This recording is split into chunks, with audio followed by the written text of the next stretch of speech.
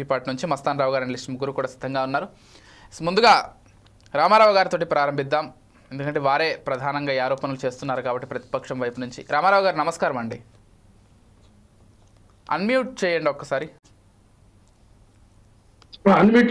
Okay okay, వినిపిస్తుంది రామారావు గారు. రామారావు గారు ఎలా చూస్తారు, ఏం చెప్తారు? ఎందుకంటే రెడ్ బుక్ రాజ్యాంగం నడుస్తోంది ప్రస్తుతం, కావాలనే వైసీపీ వాళ్ళందరినీ కూడా టార్గెట్గా చేసుకుని అరెస్టులు చేస్తున్నారు అని చెప్తూ వస్తున్నారు మీరు.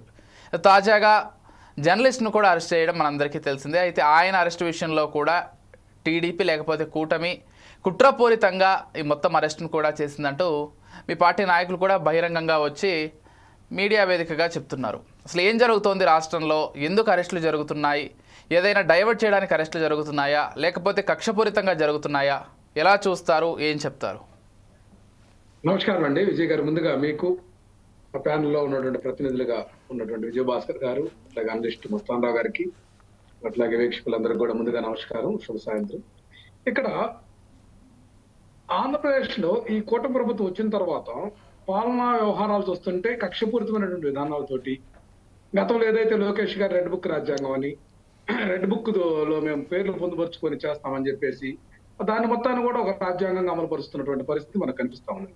అందులో పరంపరంగానే మనం చూస్తా ఉన్నాం, మొట్టమొదటి నుంచి ఒకటి నేరారోపణలు, నిందలు, లేకపోతే నిరూపణ కానటువంటి విషయాల మీద కూడా కేసులు పెట్టి తమ కక్షలను తీర్చుకోవడానికే ప్రాధాన్యత ఇస్తుంది. ఎందుకంటే వాస్తవంగా ఇక్కడ తెలుగుదేశం పార్టీ ఈ దఫా మళ్ళీ అధికారంలోకి వస్తామని గతంలో భావించలేదండి. అది అన్యాపదేశంగా చివరి ఒక 2-3 నెలల్లో రాజకీయ పరిస్థితుల వల్ల ఏదైతే పవన్ కళ్యాణ్ కానీ, తర్వాత బీజేపీ కానీ కూటమి కట్టినటువంటి దరిమిల ఇక్కడ ఉన్నటువంటి రాజకీయ పెనుమార్పులతోటి అధికారంలోకి వచ్చారు. ఏదో ఒక విధంగా వచ్చాం కాబట్టి ఖచ్చితంగా మనం మరలా వస్తామో రామో తెలియదు కాబట్టి ఈ సమయంలో మనం కక్షలు తీర్చుకోవాలనేటువంటి ఆలోచన కనిపిస్తుంది తప్పితే, ఇక్కడ భారత రాజ్యాంగం డాక్టర్ బాబాసాహెబ్ అంబేద్కర్ గారు ఏదైతే మనకి ఇచ్చారో రాజ్యాంగం, దాన్ని నిర్వీర్యం చేస్తున్నారు. అట్లాగే ప్రజాస్వామ్య విలువలకు తిలోదకాలు ఇస్తున్నారు.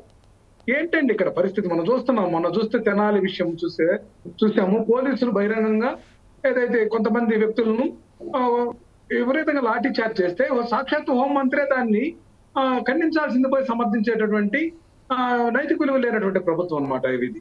అట్లాగే ప్రజాస్వామ్య మూల సూత్రాలను విస్మరించినటువంటి ప్రభుత్వం అనమాట. ఈరోజు చూస్తే సాక్షి ఛానల్లో డిబేట్ లో కృష్ణరాజు అనేటువంటి వ్యక్తి అనలిస్ట్ గా వచ్చి ఆయన మాట్లాడటంలో పొరపాట్లు ఉన్నాయి, తప్పులు ఉన్నాయి అనేది నేను కూడా వ్యక్తిగతంగా ఏకీభవిస్తా. బట్ కొమ్మినేని శ్రీనివాసరావు గారు పలుమార్లు దాన్ని ఉద్దేశించి క్షమాపణ చెప్పారు. ఏది ఏమైనా సరే నేను క్షమాపణ చెప్పడానికి కూడా వెనుకాడని చెప్పిన తర్వాత కూడా టార్గెట్ చేస్తే మీకు వ్యక్తిగత కక్షలుంటే ఈ రూపంలో తెచ్చుకుంటే ఎక్కడండి? ఇక్కడ మనకు రాజ్యాంగంలో క్లియర్ గా ఆర్టికల్ 19 సబ్సెక్షన్ 1A క్లియర్ గా మనకి ఒక క్లాజ్ పెట్టి దానికి వివరంగా చెప్పారండి. ఎందుకంటే ఫండమెంటల్ రైట్స్ లో freedom of speech and freedom of expressions including press కూడా అనమాట. దాన్ని ఎవరైనా సరే మనము ఆ యొక్క స్వేచ్ఛాయుతమైనటువంటి మాట్లాడుకోవచ్చు. అట్లాగే మేము అసభ్యమైనటువంటి విధానాలు మాట్లాడమని మేము చెప్పము. కానీ ఏదో దొరికినటువంటి దానికి ఇంతలా రాద్ధాంతం చేసి ఇప్పుడు మీరు చేసింది కరెక్ట్ అండి.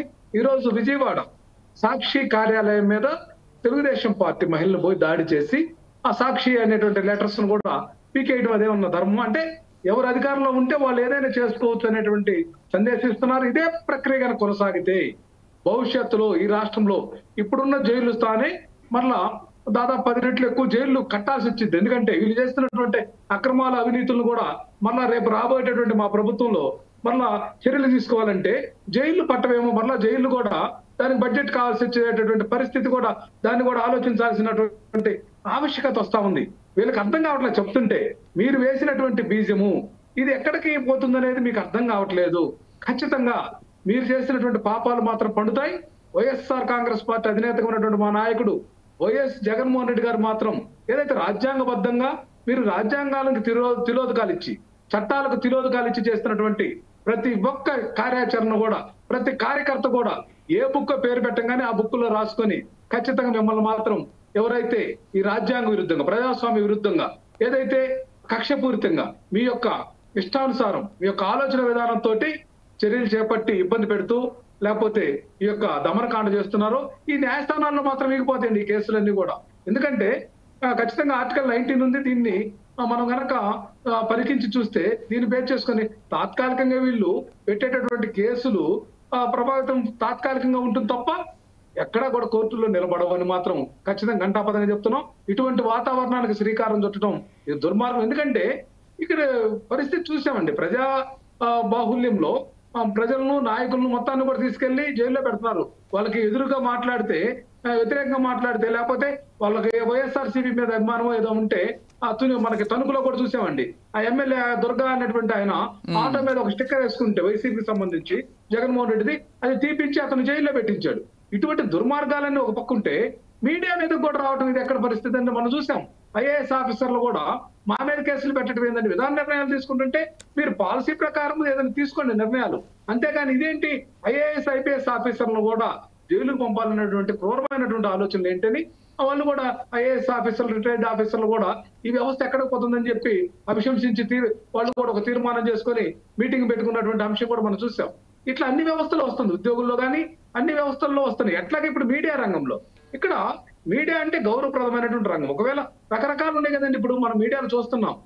సీమరాజా అనే ఒక వ్యక్తిని తీసుకొచ్చి అతను ఐటీడీపీ కార్యకర్త, రాయలసీమకు సంబంధించిన వ్యక్తికి వైసీపీ టవలేసి మాట్లాడిస్తున్నారు. అది తప్పనిపించలేదా? సిగ్గు లేదా ఈ మీడియాకి, ఎల్లో మీడియాకి?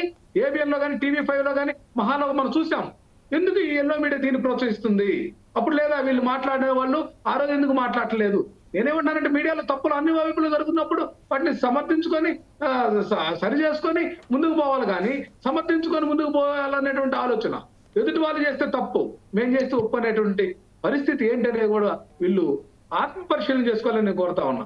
ఇదే విధానం కొనసాగితే భవిష్యత్తులో ఖచ్చితంగా టిట్ ఫర్ టాట్ వల్ల చాలా ఇబ్బంది పడతారని కూడా నేను హెచ్చరిస్తూ ఇది మీకు ఈ సందర్భంగా తెలియజేస్తున్నానండి.